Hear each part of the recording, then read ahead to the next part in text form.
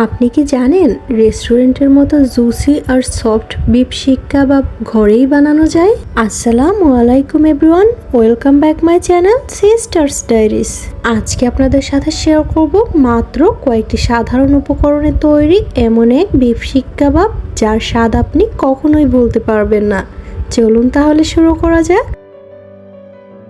এর জন্য প্রথমেই আমি এখানে কিছু গরুর মাংস নিয়ে নিয়েছি হাড্ডি ছাড়া, সাথে কিন্তু কিছু চর্বিও নিয়েছি। মাংসের সাথে কিছু চর্বি নিলে কিন্তু কাবাবের টেস্টটা খুবই ভালো আসে। এবার মাংসের বাটিটা একটা সাইডে রেখে এখানে একটা ব্লেন্ডার জাগ নিয়ে নিচ্ছি। মাংসগুলো এবার ব্লেন্ডার জাগের মধ্যে ঢেলে নিব। এবার এর মধ্যে দিয়ে দেব 2 টুকরো আদা আর 2 টুকরো রসুন। এবার সবকিছু খুব ভালো করে একটু ব্লেন্ড করে নেব, এই জাস্ট 1-2 মিনিটের মতো। ব্লেন্ড করা হয়ে গেলে মাংসটা এবার একটা বাটিতে ঢেলে নিয়েছি।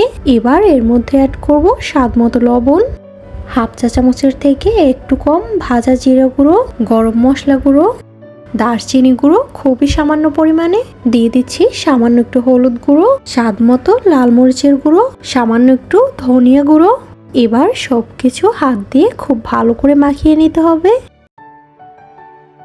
মাখিয়ে নেওয়া হয়ে গিয়েছে। এবার এটাকে আমি আধা ঘন্টার জন্য ফ্রিজে রেখে দেব। আধা ঘন্টা পরে এটাকে ফ্রিজ থেকে বের করে নিলাম। এবার এখানে অ্যাড করব চিলি ফ্লেক্স হাফ চা চামচ পরিমাণে, সেই সাথে দিয়ে দিচ্ছি মিডিয়াম সাইজের একটা পেঁয়াজ কুচি আর কিছু ফ্রেশ ধনিয়া পাতা কুচি। এবার হাত দিয়ে আবার সবকিছু খুব ভালো করে মাখিয়ে নিব। এই যে মাখিয়ে নেওয়া হয়ে গিয়েছে। এবার শিক কাবাবের শিকের জন্য আমি এখানে ফয়েল পেপার মরিয়ে নিয়েছি। যাদের কাছে শিক নেই তারা কিন্তু এই ট্রিক্সটা কাজে লাগাতে পারেন। এবার অল্প অল্প করে বিফের মিশ্রণটা নিয়ে শিক কাবাবগুলো বানিয়ে নেব। এটা বানানো কিন্তু ভীষণ ইজি, জাস্ট মাংসের মিশ্রণটা নেবেন আর শিকের গায়ে এভাবে করে চেপে চেপে লাগিয়ে দেবেন। ব্যাস, এই যে তৈরি হয়ে গেল একটা।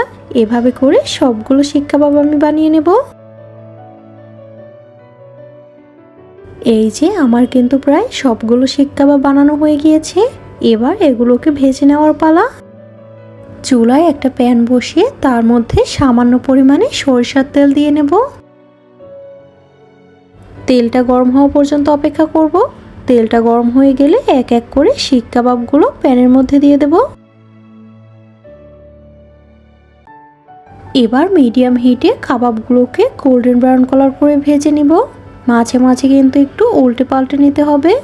মাংসের সাথে চর্বি নেওয়ার কারণে কিন্তু কাবাবগুলো থেকে বেশ অনেকখানিকটা তেল বের হয়েছে। কাবাবগুলো যখন প্রায় 90% ভেজে নেওয়া হয়ে যাবে, ওই পর্যায়ে এগুলোকে আমি চুলা থেকে নামিয়ে নেব। এরপরে এখান থেকে একটা একটা করে কাবাব নিয়ে আমি গ্যাসে একটু সেঁকে নেব।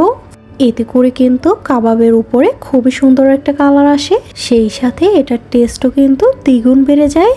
সবগুলো কাবাব এভাবে করে আমি একটু চুলায় ছেঁকে নিচ্ছি, যার কারণে দেখুন কাবাবগুলোর উপরে কত সুন্দর একটা কালার আসছে। কাবাবগুলো নামিয়ে এটার মাঝখান থেকে ধরে ফয়েল পেপারগুলো এক সাইড ধরে টান দিলেই কিন্তু ফয়েল পেপারগুলো বের হয়ে যাবে। এবার এগুলোকে নামিয়ে পরিবেশন করার পালা। কি বিশ্বাস হলো তো?